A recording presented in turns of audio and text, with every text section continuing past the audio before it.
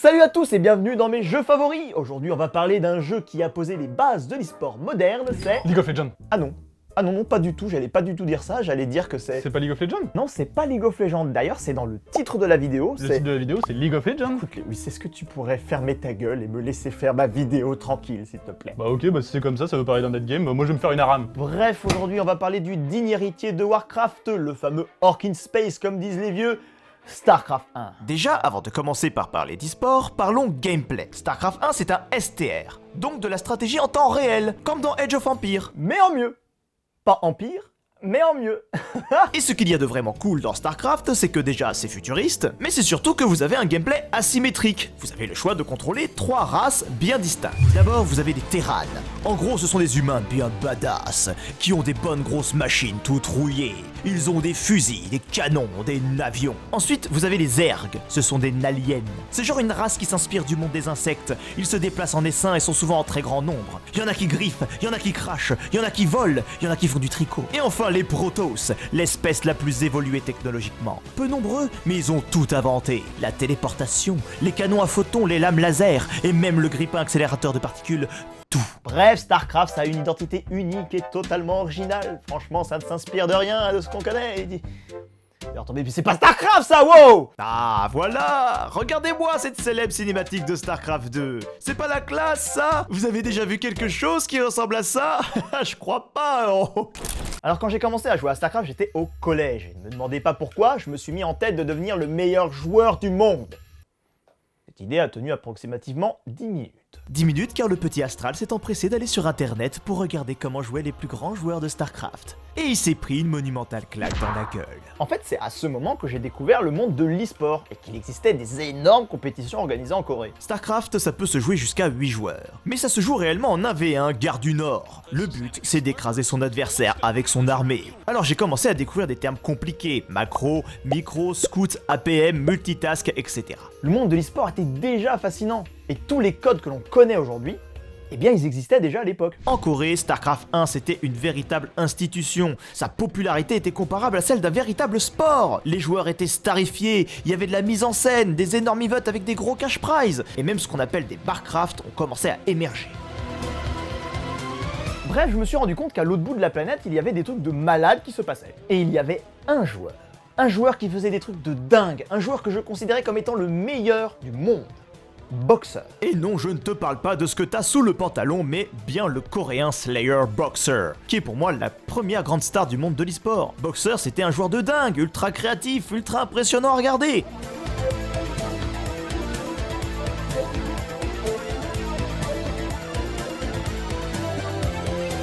Si vous voulez, il avait un peu l'aura qu'a Faker aujourd'hui sur League of Legends. C'était un joueur tellement fort qu'il y avait carrément des cultes autour de lui.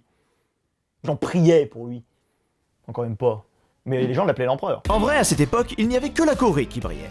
Mais il y avait un grain de sel. Un grain de sel français, du nom d'Elki. Peut-être que vous le connaissez pour ses performances au poker ou sur d'autres jeux. Mais sachez que ce type-là est allé jusqu'en Corée, s'est qualifié tout seul et s'est retrouvé en quart de finale d'un grand tournoi majeur coréen contre Boxer lui-même.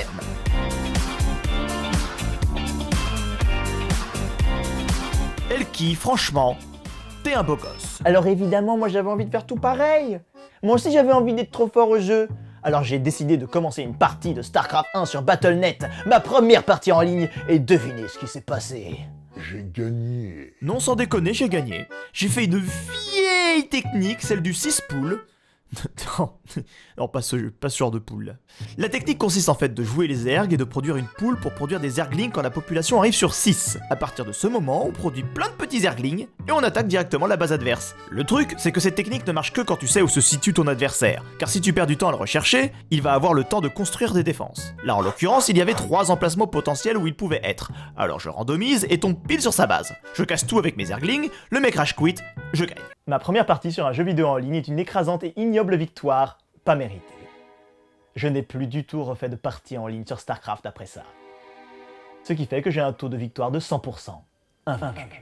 Mais passons, ce qui me fait vraiment kiffer en réalité, ce sont les parties en local avec mes potes. Avec mon pote, on jouait tous les deux Terran et on collaborait contre 6 bots Zerg, le but étant de résister et de contre-attaquer.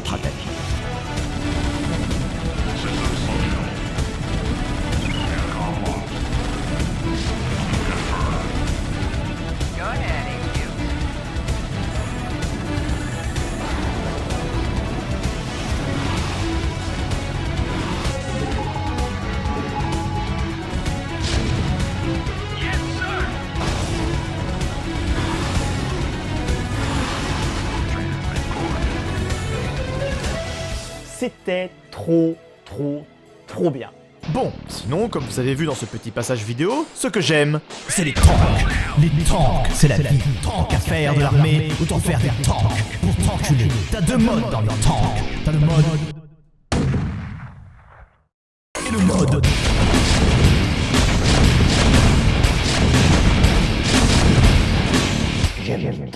D'ailleurs, cette vidéo est sponsorisée par World of Tanks. Non, pas du tout. Et sinon, t'as d'autres unités qui me font poser pas mal de questions, comme cela. Avant le remaster sur StarCraft 1, on les appelait des seigneurs. Désormais, on les appelle des dominants.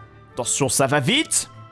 Ah, ça domine bien dur, là, wouh. Laissez-moi dominer. Sinon, t'as aussi les zélotes des Protoss. Eux, ils se battent au corps à corps avec des lames. Alors qu'ils ont clairement la technologie pour tirer à distance, hein. Je sais pas. Mais moi, ce qui me termine, c'est les unités de tier 3. Les unités les plus puissantes de chaque race. Chez les Zerg, vous avez les Ultralisques. Des énormes masses tout en muscles qui pètent tout à grands coups de tête comme un bélier. Chez les Protoss, les porte-nefs emplissent le ciel d'une nuée de vaisseaux pour déborder les adversaires. Et chez les Terrans, le cuirassé, véritable terreur du ciel avec son arsenal surpuissant. Piou. Piou. Piou piou. Piou piou piou.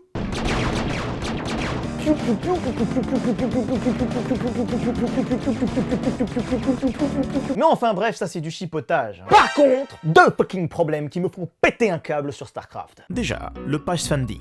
Pour faire simple, quand vous cliquez quelque part sur la map, vos unités vont se déplacer dans la zone sélectionnée en effectuant le passage le plus court. Sauf que ces petits enculés se déplacent en groupe, et quand le passage le plus proche est trop étroit, au lieu d'attendre patiemment leur tour pour passer, les unités à l'arrière vont considérer le passage comme impossible et vont faire les putains de zouaves à chercher un autre fucking passage.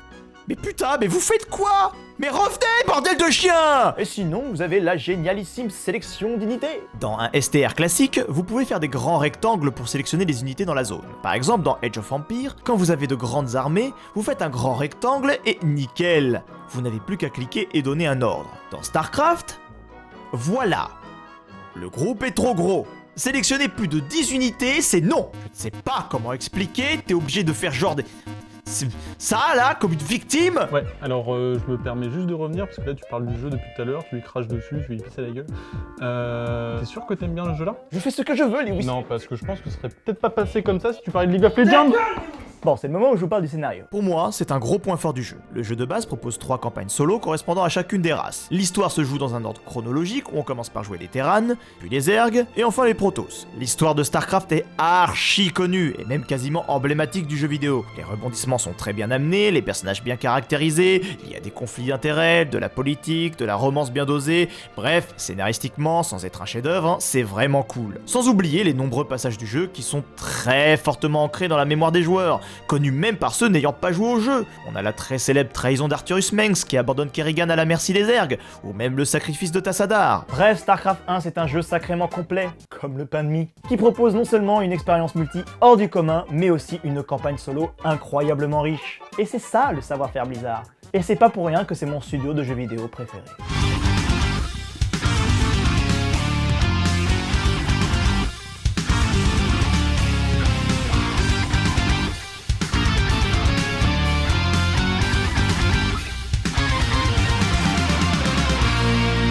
De l'amour à la haine, il n'y a qu'un pas. Blizzard. Overwatch.